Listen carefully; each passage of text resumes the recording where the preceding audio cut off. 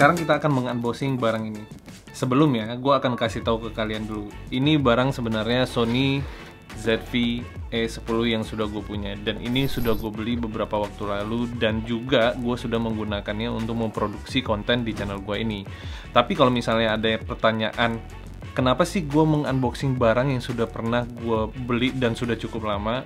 Pertama, alasannya karena gue baru memiliki Sony ZV-1F yang gue punya ini, supaya bisa merecord gue mengunboxing kamera yang tadinya ini adalah primary kamera gue.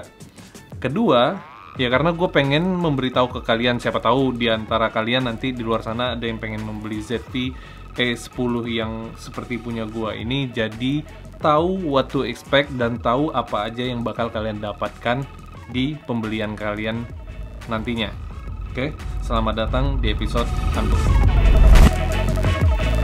Gua perlu lihatkan ke kalian juga di boxnya sendiri. Ini ada logo Alpha, di sini ada Sony ZV-E10 dan ini adalah gambarnya. Di atas itu ada logo Sony-nya, di sebelah sini ada beberapa tulisan. Oke, kita langsung aja ke unboxing. Nah, ini sebenarnya tipikal unboxing kamera zaman sekarang. Yang bakal kalian dapatkan sih awalnya begini, ada beberapa dokumentasi, kartu garansi, dan kagetnya gue cukup banyak nih kertas-kertas yang gue dapatkan pada saat gue pembelian Sony ZV-E10 ini. Ini semua.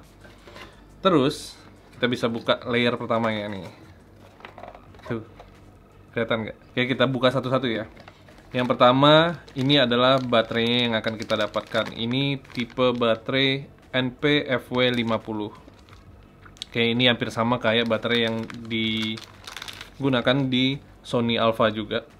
Terus kita dapat wind muff-nya atau windscreen-nya. Ini emang tipikalnya ZV kamera itu mendapatkan windscreen seperti ini karena audionya mereka sudah menggunakan built-in directional microphone.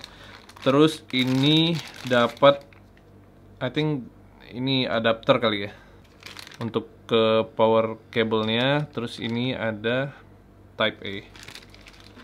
Next, kita dapat dua kabel. Ini power cable, tapi ujungnya beda. Yang satu seperti ini, dipakai kalau misalnya lo lagi di luar negeri, tapi di Indo kita makanya yang seperti ini. Oke, power cable. Terus dapat satu kabel lagi yang seperti ini. Ya, ini balik lagi penggunaan mungkin kalau di luar negeri. Next, kita dapat strapnya yang which is nggak bakal gue pakai juga, sayang, dan gue nggak tahu guna ini buat kapan. Terus yang terakhir, the star of the show, ini kameranya. Di dalamnya udah nggak ada apa-apa lagi. Oke, kita kesampingan dulu. Kita buka kameranya. Nah, ini dia ZV-E10 yang gue punya.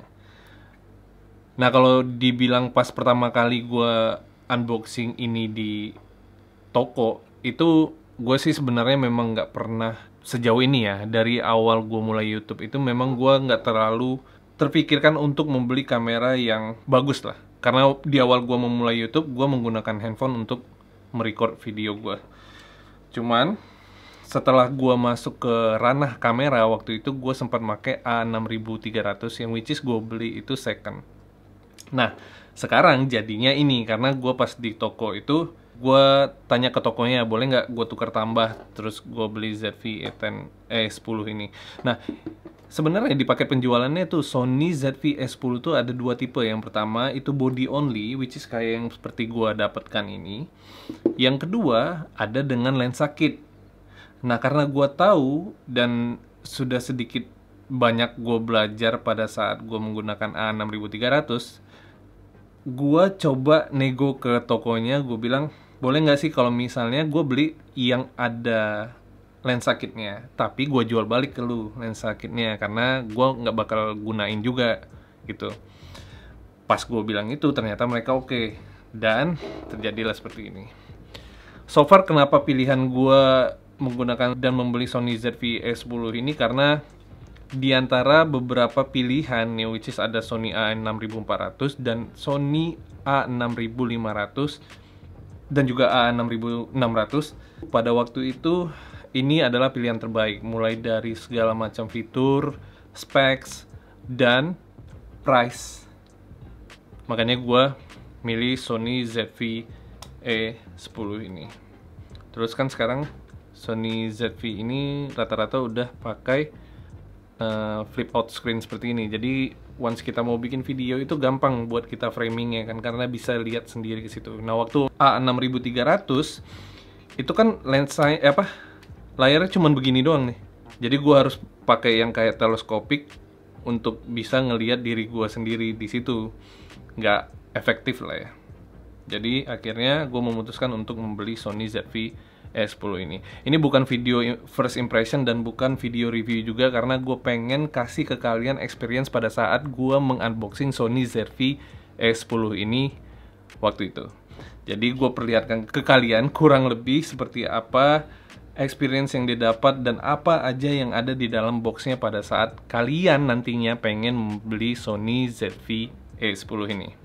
Oke, kurang lebih segitu aja video unboxing ini, karena ya balik lagi, video unboxing yang memang cuman buat unboxing. Dan buat kalian yang mau membeli Sony ZV-E10 ini, gua sarankan nggak usah pakai kit lensnya, jadi lu bisa nabung lagi untuk membeli lensa yang sesuai dengan kalian inginkan. Contohnya lensa yang gua gunakan itu, sebentar nih, ini gue pakai Viltrox 13mm f1.4. Kebayang ya. Nah, saran dari gua kurang lebih, kalau memang kalian mau mencoba masuk ke ranah kamera seperti ini, gua saranin jangan beli kit lensnya. Tapi kalau memang budget dan kondisi lainnya itu mengharuskan kalian untuk membeli paket yang bersama kit lens, ya nggak apa-apa juga, karena kalian bisa belajar dengan menggunakan kit lens tersebut. Oke, itu aja. Mudah-mudahan video ini bisa membantu. Siapa tahu kan ada kalian atau mungkin teman-teman kalian di luar sana yang pengen membeli Sony ZV-E10 ini mendapatkan informasi dari apa yang gua sampaikan di video kali ini. Kalau misalnya ada pertanyaan, komentar, atau saran, silahkan tulis di kolom komentar di bawah. Dan yang terakhir, like video ini kalau lo suka, subscribe kalau lo belum subscribe, and I'll see you in the next one. Peace.